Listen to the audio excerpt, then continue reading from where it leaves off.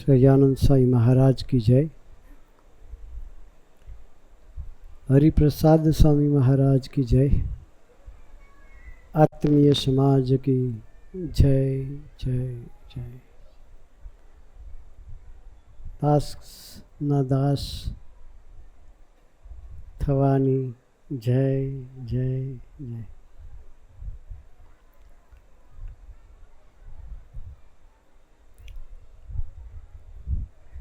भदोही की धरती पर आप सबके दर्शन करके बहुत खुशी हुई।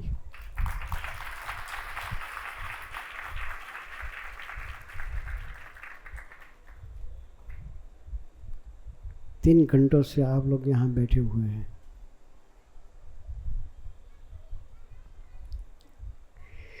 हम लोग बहुत भाग्यशाली हैं। हमारे गुरु हरिप्रसाद साई महाराज बताते थे, इसमें भी यूपी वाले भक्त लोग सबसे ज़्यादा भाग्यशाली हैं।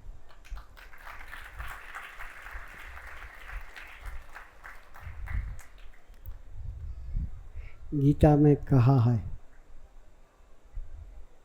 संभवामि युगे युगे। क्या कहा है? संभवामि युगे युगे। जब युग बदलेगा तब हम मनुष्य के रूप में आपके साथ आएंगे।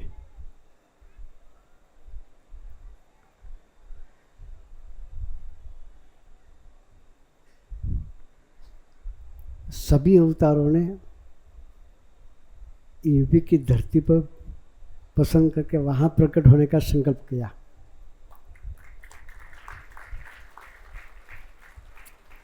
भगवान रामचंद्र जी, हम सबको मालूम है, अयोध्या की धरती को पसंद किया। कितनी साल हुई मालूम है? रामचंद्र जी धरती पर आए कितनी साल हुई? 21 लाख ईयर्स हुआ है। कितना? 21 लाख वर्ष हुए हैं। त्रेता युग में आए थे। बीच में एक युग चला गया।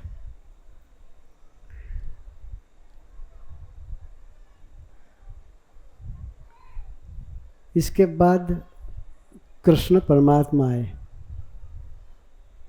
वो भी यूपी की धरती को पसंद किया। मथुरा वृंदावन की धरती को पसंद किया। वो कृष्ण परमात्मा आए ना 5000 साल हुई। वो युग था द्वापर युग। द्वापर युग पूरा होने की तैयारी चल रही थी। उस समय वो आए।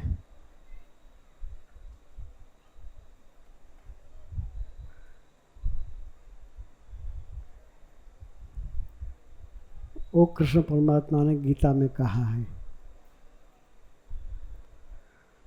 जब जब पृथ्वी पर धर्म का प्रभाव बढ़ेगा तब तब मैं मनुष्य के रूप में भक्तों की रक्षा के वास्ते अवश्य आता रहूँगा। कितने भाग्यशाली हैं। और कृष्ण परमात्मा ने भी यूपी की धरती को पसंद किया। बाद में कलयुग आया, जो हम लोग कलयुग में बैठे हुए हैं।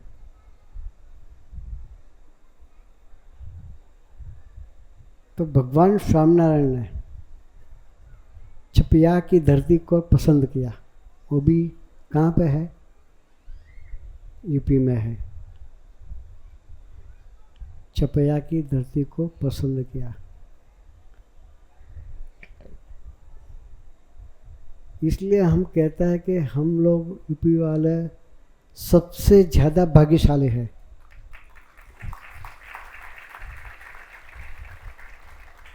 भगवान ने इस धरती को प्रकट होने का और धरती को पावन करने का तक दिया है।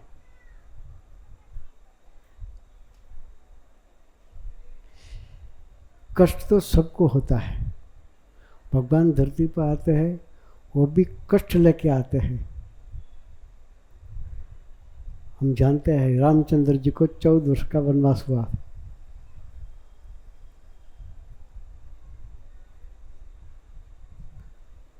नंगे फिट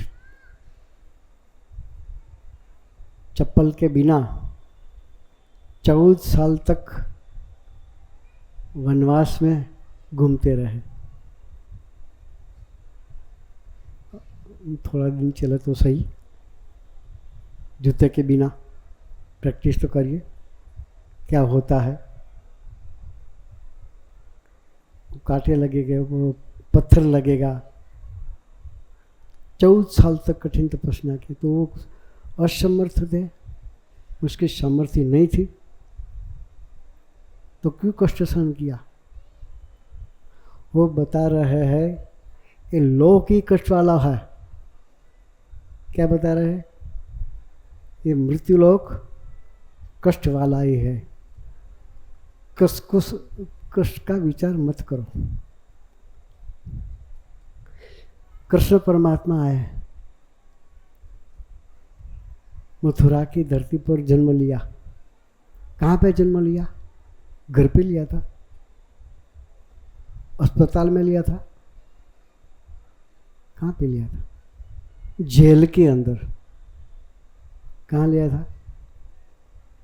जेल के अंदर। और एक दिन का बालक जन्म होने पर तुरंत ही उसको घर छोड़ के दूसरे के घर जाने का होता है, तो कैसा होता है? सोचो तो सही। एक ही दिन का बालक, दिन भी पूरा नहीं हुआ था, जन्म होने के तुरंत ही उसके पिताजी उसको टोकरी के अंदर लेके यमुना पार करके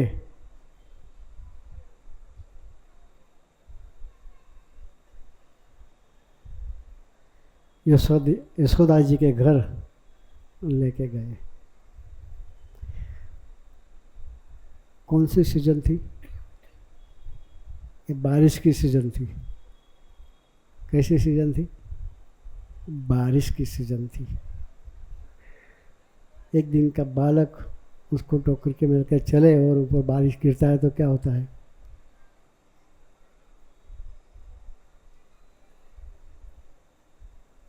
हम जो पिता होते तो सोचते हैं कि बालक को क्या होगा। उस समय भगवान ने कष्ट सहन किया। किसके लिए? भक्तों को सुखी करने के वास्ते।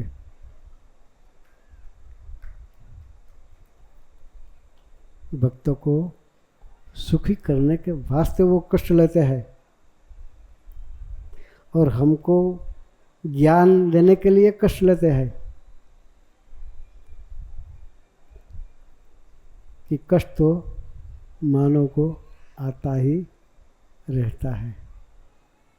उससे कोई सोचने की जरूरत नहीं है। एक लेखक ने कहा है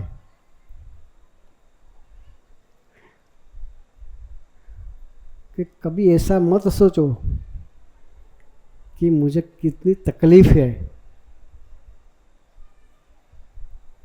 कभी ऐसा मत सोचो कि मुझे कितनी तकलीफ है, बल्कि वहीं सोचो कि तकलीफ से ज़्यादा बढ़िया हमारे प्रभु है।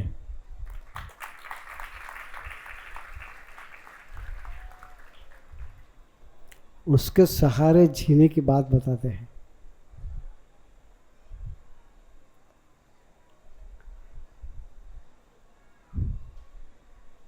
वो कृष्ण परमात्मा ने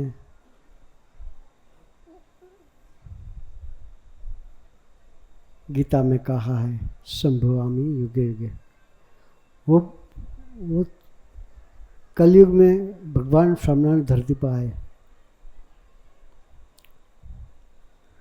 उन्होंने 11 साल की उम्र में अपना घर छोड़ दिया। 11 साल का बच्चा कितना होता है? ऐसा छोटा होता है। उसको मदर फादर को छोड़ के निकलने का होता है तो क्या सोचता है? कपड़े भी पूरे नहीं थे,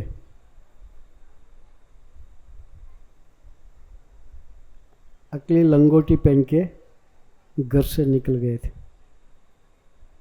और सरयू नदी का नाम तो आपने सुना होगा। घर से रात को निकले, बारिश गिर रहा था, सरयू नदी के अंदर फ्लड आया था, पानी बहुत तेजी से चल रहा था, इस नदी में झंपलाया। कितनी उम्र थी? 11 साल की।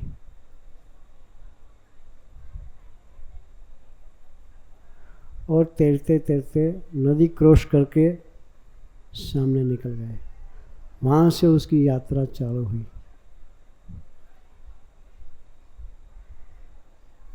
सात साल तक पूरे भारत में भ्रमण किया।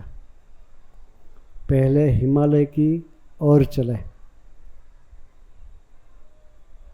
कैलाश शिखर तक चले।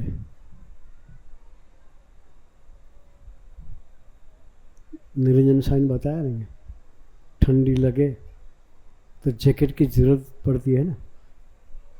तो कैलाश शिखर कहाँ आया है मालूम है ना? हिमालय के ऊपर।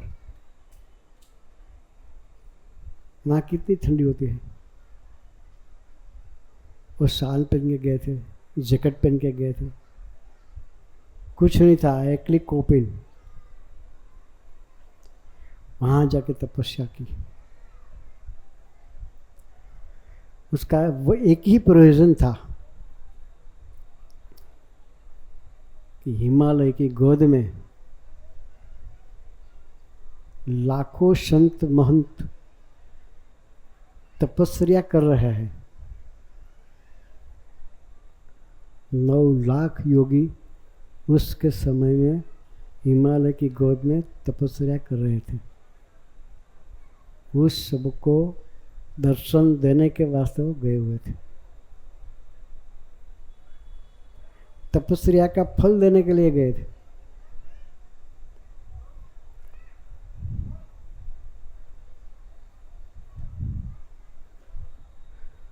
एक गोपाल योगी का आश्रम में ठहरे हुए थे।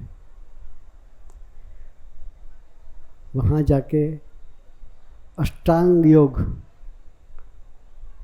सीखने के लिए प्रयत्न कर रहे थे। गोपाल योगी ने 5 योग सिद्ध किए हुए थे। वहाँ तक सिखाया। बाद में गोपाल योगी ने बोला कि भाई मैं जहाँ तक पहुँचा हूँ वहाँ तक मैं आपको ले गया हूँ। तब भगवान सामने ने बोला आप समाधि में बैठ जाओ, मैं आपको बाकी के पूरे योग पूरा करा दूंगा। उसके आशीर्वाद से वो अष्टांग योग गोपाल योगी ने सीख गया। और दर्शन किए बाद उसको मालूम हुआ कि जिसके लिए हम तपस्या कर रहे हैं, जिसको पाने के लिए सालों से हिमालय की गोद में बैठे हुए हैं, आज वो प्रभु हमारे सामने दर्शन देने के लिए आया है। बाद में प्रार्थना किया, प्रभु मैं अकेला यहाँ तपस्या नहीं कर रहा हूँ, हिमालय की गोद में 9 लाख योगी तपस्या कर रहे हैं, सबको दर्शन का दान दीजिए। गोपाल योगी की प्रार्थना से वही पल संकल्प किया और 21 साथ 9 लाख योगी को दर्शन दिया। वो स्वामीनारायण प्रभु धरती पर आए, सबको सनाथ करने के लिए आए। निरंजन स्वामी ने बताया ना कि हम सनाथ है। भगवान ने हमारा हाथ पकड़ के रखा है। वो भगवान ने संकल्प किया कि जब तक सूर्य रहेगा,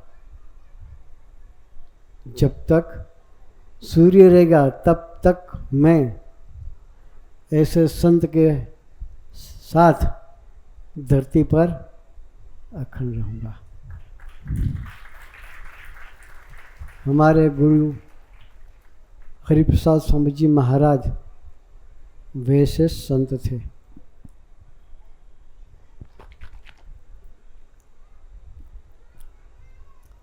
उन्होंने भगवान स्वामीनारायण को नखशिख अपने में रख के जी रहे थे। वो जो कुछ क्रिया करते थे वो स्वयं भगवान स्वामीनारायण करते थे, वैसा अनुभव सबको हो रहा था। उसके दर्शन से निश्चिंता, निर्भयता प्रगटती थी। एक प्रसंग बताकर मैं मेरी सेवा पूरी करता हूँ। हमारे मंदिर में एक लड़का था, उसको कैंसर हुआ था। जब हमको मालूम हो कि मुझे कैंसर हुआ है तो आधा हम घायल हो जाते हैं, 50% सुनते ही घायल हो जाते हैं। कैंसर डिटेक्ट हुआ, उसको ऑपरेशन करने के वास्ते हॉस्पिटल में एडमिट होने का हुआ।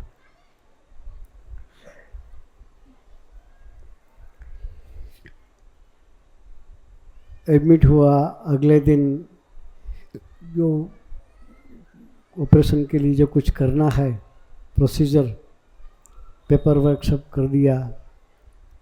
जहाँ ऑपरेशन करने का उस जगह पे थोड़ा सेविंग करता है। हम लोग जानते हैं, जिसने ऑपरेशन करवाया होगा उसको मालूम होगा कि जहाँ पे ऑपरेशन करना है वहाँ पे वो बाल निकाल देते हैं।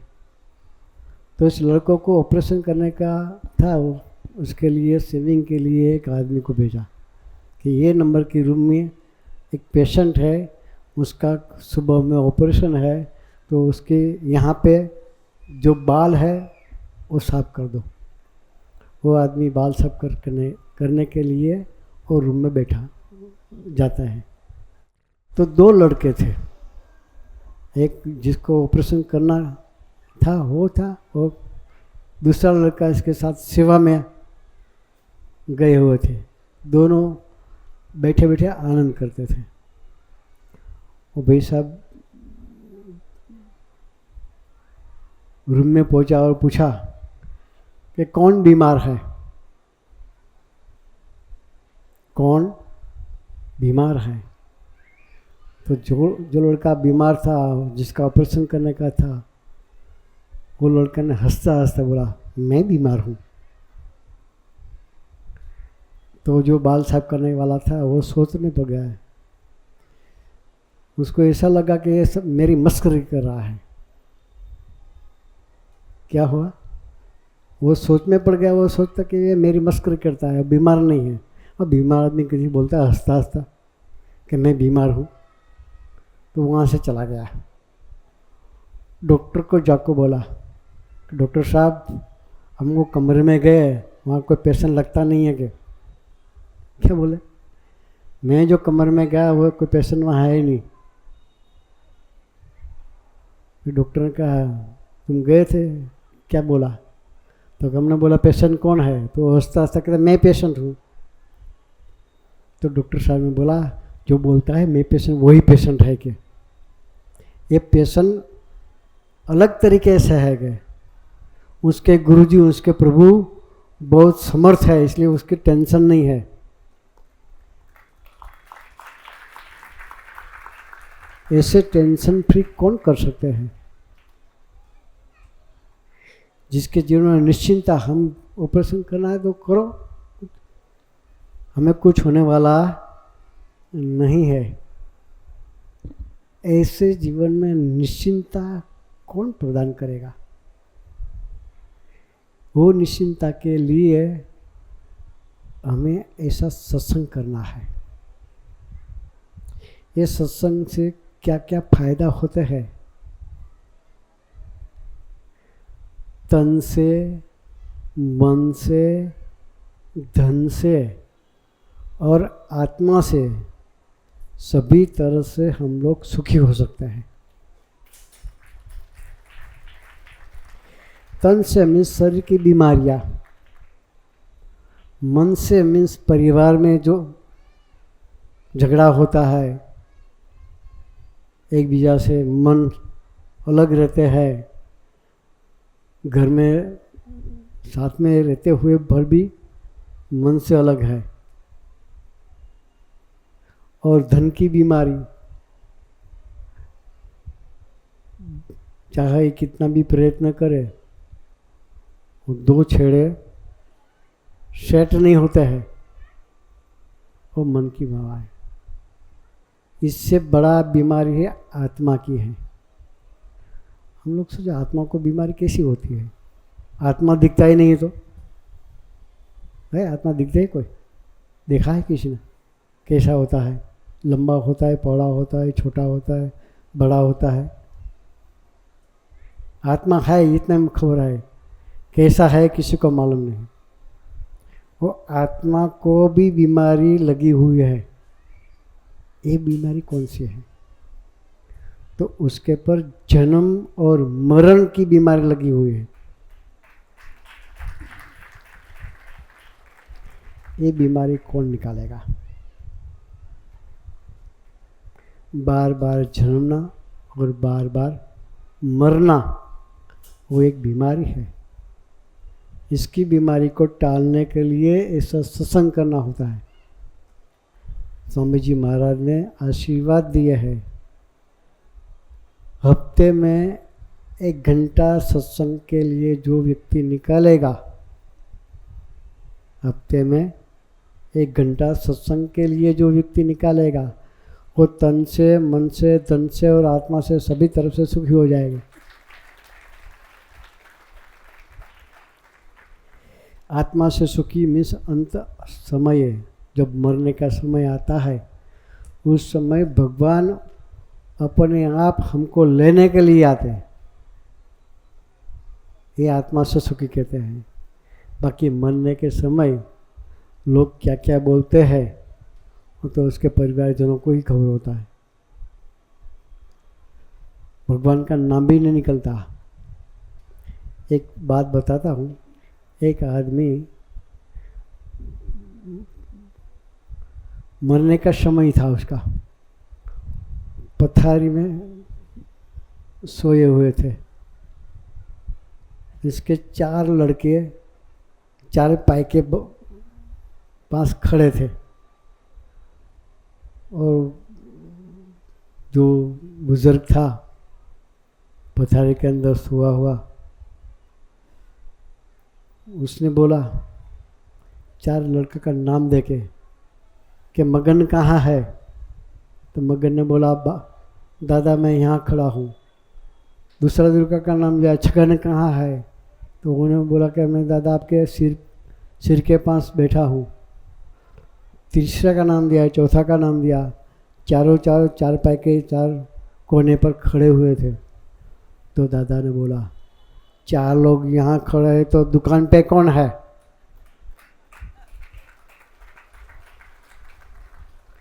मरते समय वही याद आएगा, भगवान याद नहीं आएंगे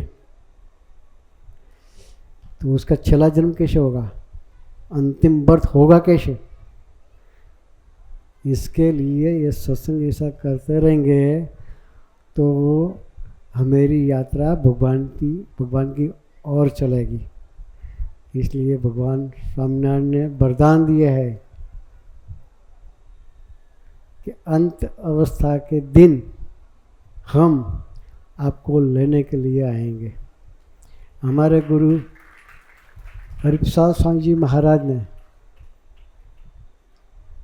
2020 की साल में बड़ौदा में बड़ा फंक्शन मनाया गया था।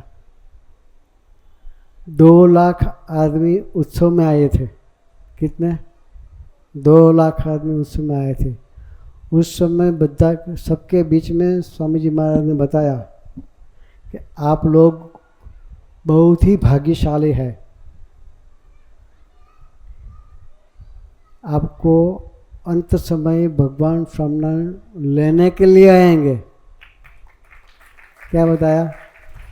2 लाख आदमी को बताया, एक आदमी को नहीं।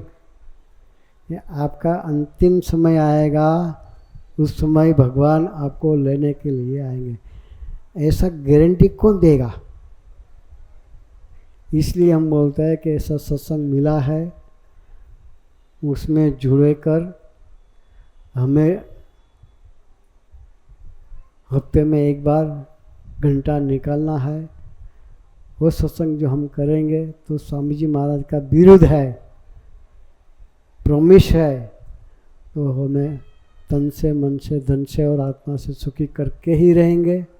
तो हम ऐसी एक ही प्रार्थना करते हैं, स्वामी जी महाराज आपने बताया है ऐसे हम हफ्ते में 1 घंटा सत्संग के वास्ते निकाल सके। और हमारे यहाँ निरंजन स्वामी जैसे संत साल में 1-2 बार आते रहते हैं, उसके साथ मैत्री बढ़ाकर हमारी यात्रा आपकी तरफ करते रहे। इसके लिए हमें बल और शक्ति प्रदान करे, यही प्रार्थना सजानंद स्वामी महाराज जी।